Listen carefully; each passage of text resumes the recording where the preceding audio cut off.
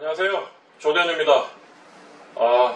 저희가 이 방송을 가급적이면 일주일에 2번, 월화 중에 1번, 목금 중에 1번 뭐 이렇게 하려고 최초에 계획을 했는데 이번 주는 뭐 월요일날 제가 코로나 2차 주사를 맞느라고 어제까지 쉬었습니다.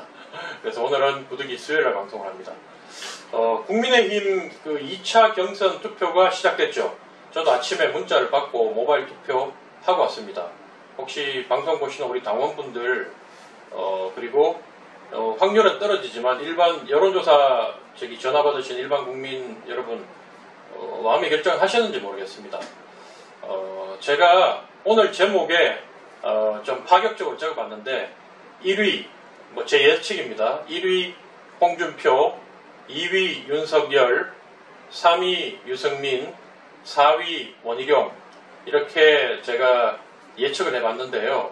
사실은 솔직히 말씀드리면 이렇게 100% 나온다는 게 아니라 제 희망사항도 조금 가미가 됐습니다. 솔직히 말씀드려서 저하고 정치적으로 좀 가깝고 또 제가 이 스탠스가 좀 이렇게 유사한 분은 유승민, 원희룡 뭐 이런 분들인데 이런 분들이 좀 더 선전을 해줬으면 싶지만 정치라는 게 현실 아닙니까? 그래서 현재로 바라봤을 때 제가 확실하게 생각하는 부분은 제가 이 마음속에 이렇게 확고히 갖고 있는 생각은 윤석열로는 부족하다. 윤석열로는 본선 가면 어렵다.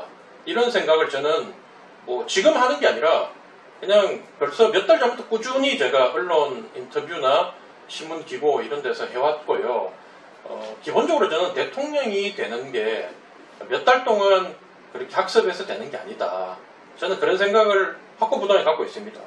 뭐 대통령 되는데 뭐 자질이 있냐, 뭐 특별한 뭐 타고난 게 있느냐, 또 현 정치권에서 뭐 개판인데 배울 게 있느냐, 그런 거에 비하면 때묻지 않은 새로운 신인이 낫다. 이렇게 말씀하셨잖아요. 그렇게 이제 윤석열이나 최재형 쪽에 있는 계신 분들은 그렇게 명분을 내세우면서 지금까지 오셨는데 뭐 여러분도 보셨겠지만 지금 현재 윤석열, 최재형, 특히 윤석열 쪽에 보면 새로운 정치를 한다고 하면서 새로운 사람들이 들어간 것보다 최근에는 또 심지어 당직자한테 이게 발길질했던 양반까지 그분이 우리 당에 지금 복당이 된지 모르겠는데 뭐 그런 분까지 영입을 해서 캠프에 중책을 맡기셨더라고요.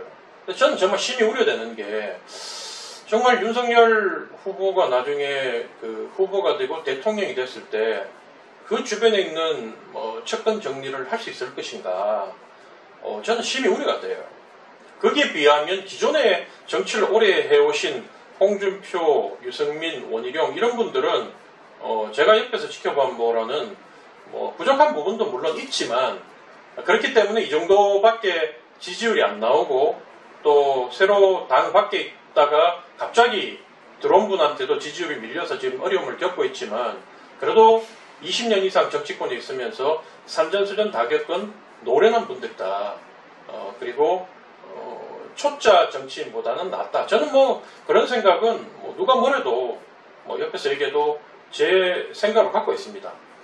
근데 제가 이제 제목에는 1위 홍준표, 2위 윤석열, 그리고 4등 원희룡 이렇게 예측을 했는데 제일 자신있게 제가 지금 예측할 수 있는 거는 3위 유승민은 2차 경선에서는 유승민 후보가 3등이 될 게 저는 확실하다고 3등 고정이라고 저는 그렇게 보고 있고요. 제일 관심 가는 부분이 이제 1, 2등 싸움이고 그게 못지않게 4등이 누가 되느냐. 4등도 최초에는 저는 원희룡과 최재형의 싸움이 될 거다고 이렇게 봤는데 시간이 흘러갈수록 최재형 이분이 하시는 말씀이나 또 행보가 이 기존에 그래도 저는 직접 지지는 안 했지만 그래도 좋은 이미지를 갖고 있었고 저런 분을 앞으로 종로나 이런데 재보궐선거가 있으면 넣든지 아니면 경선 이후에라도 정권 창출하는데 이렇게 크게 역할을 하시고 그다음 총리라든가 다음에 우리 관리형 당대표라든가 이런 것도 생각을 했는데 최근에 보여주시는 그 언행을 보면 이거 제가 좀 잘못한 것 같다. 아마 그 안에 있는 캠프 돕겠다고 들어갔던 그 최재형 캠프에 들어간 분들은 괜찮은 분들이 많거든요. 근데 그런 분들도 지금 많이 당황하고 있지 않을까. 저는 그런 생각을 좀 하고 있습니다. 그래서 최근에는 4등도 원희룡이 조금 앞섰는데 원희룡하고 도리어 저기 황교안하고의 싸움이 될 것 같다. 이 황교안 참 전 총리, 전 당대표 한때는 지지율이 20%가 넘어서 우리 당의 유력 대권 후보로도 분류됐는데 완전 몰라 그랬죠.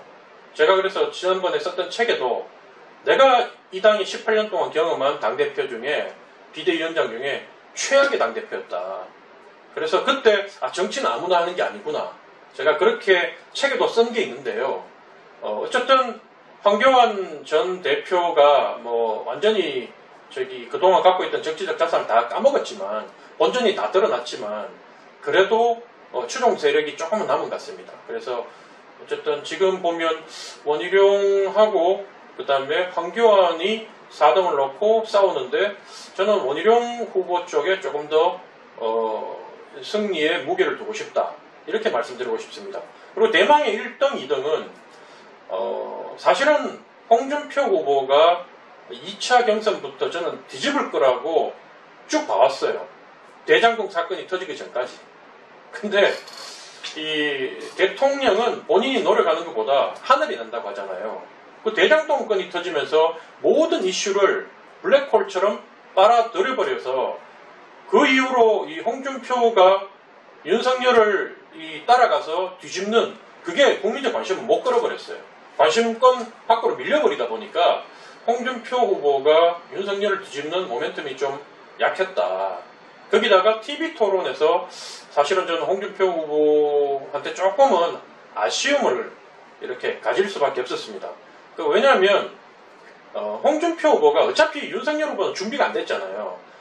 정책 같은 것도 준비가 안 됐고 그리고 뭐 1일 1 실언 저기 구설수할 정도로 그렇게 문제가 있으면 그거를 굳이 본인이 윤석열을 두들기거나 윤석열을 비꼬거나 이렇게 하지 않아도 국민들이 똑똑하기 때문에 가만 놔둬도 국민들이 역시 윤석열보다는 홍준표가 더 안정감이 있어.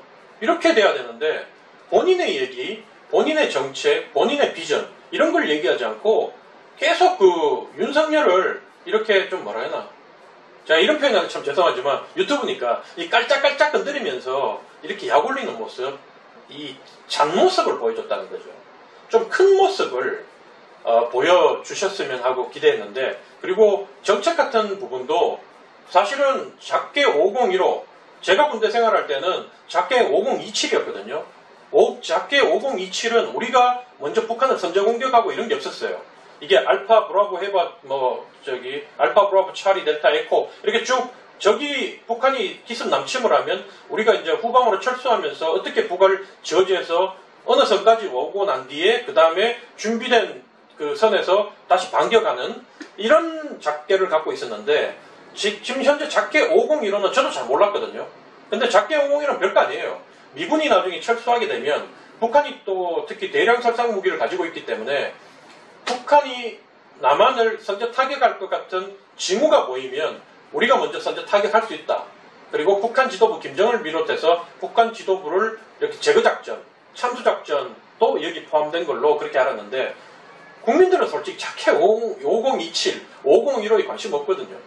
근데 그 귀한 시간에 홍준표만의 경제정책, 그리고 사회정책, 앞으로 나라를 어떻게 이끌겠다는 국정 철학, 비전 이런 걸 얘기해가지고 윤석열하고 확 차이를 냈어야 되는데 그걸 작게 5015를 네가 아느니 모르느니 그렇다 따지면 저도 TV토론 최고위원 2번이나 나가서 해봤지만 제가 잘 관심이 없고 모르는 분야를 가지고 자기 전공 분야인 분이 딱 디테일한 걸 질문했을 때 어떻게 하겠습니까?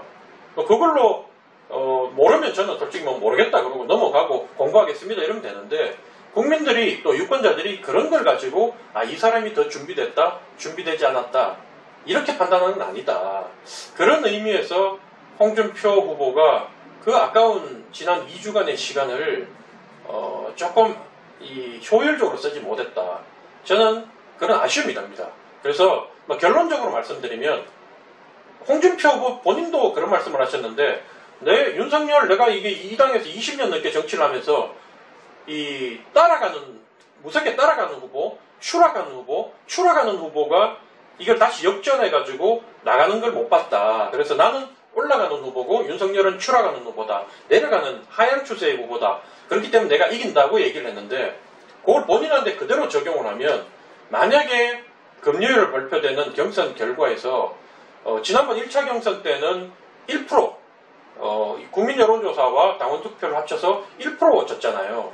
근데 홍준표 후보가 어쨌든 그 1%를 유지하든지 뒤집어야지 이제 그 홍준표 후보가 말씀한 대로 홍준표의 대세론으로 가서 이제 윤석열이 따라가기 힘들지만 여기서 만약에 1% 이상으로 뭐 2, 3%라도 더 벌어졌다 윤석열하고 그러면 홍준표 후보가 따라가는데 상당히 어려울 것이다. 본인 생각에는 4명으로 압축되고 TV 토론을 1대1 토론하고 뭐 이렇게 하면 내가 자신 있다. 내가 올라갈 것이다. 사실은 원희룡 뭐 유승민 후보 이런 분들도 다 그렇게 생각하실 거예요. 근데 이렇게 선거판 안에 있는 분들은 TV 토론을 통해서 유권자들의 마음을 많이 움직일 수 있다고 보시는데 사실 제가 전당대 2번 나가봤잖아요. 연설하는 거, 토론하는 거 제가 얼마나 잘했습니까? 조대원이가. 그런데 그거 안 봐요. 안 보고 이미 사람들은 언론에 나온 굵직굵직한 기사 그 평상시에 그 후보에 대한 느낌으로 우리 당원들은 찍기 때문에 결국은 언론을 움직여서 큰 대마를 움직여야지 희망이 있는 거지. 그렇게 하지 못하고 TV 토론을 통해서 내가 이 말꼬리 잡고 거기서 서로 이전 투구한 것처럼 이렇게 언론에 묘사되는 상황에서 내가 이겼다. 그거는 후보와 그 캠프의 착각이다. 그래서 어쨌든 결과를 금요일 봐야 되겠지만 홍 후보가 조금이라도 앞서는 상황이 온다면 이제는 완전히 뒤집은 거고 홍준표로 갈 것이고 결론이 다시 뒤바뀌지 않을 것이고 만약에 더 차이가 좀 벌어졌다면 홍준표 후보가 완전히 따라갈 기회가 없다고 보지는 못하지만 그렇게 말할 수는 없겠지만 따라가는 힘이 많이 들 것이다. 그래서 기존에 있는 전략과 전술을 다 바꿔야 된다. 그리고 뭔가 획기적인 돌파구를 마련해야 된다. 그거는 뭐냐? 그거는 저는 생각하는 바가 있는데 이 자리에서 밝히기는 그렇고요.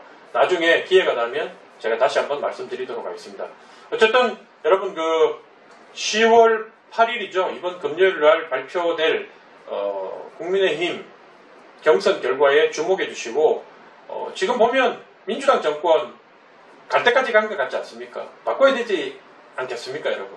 그러니까 국민의힘 후보들 많이 주목해 주시고 우리 국민의힘 힘을 실어주셔서 앞으로 대선 승리할 수 있도록 많은 관심 부탁드립니다. 여러분 오늘도 고맙습니다.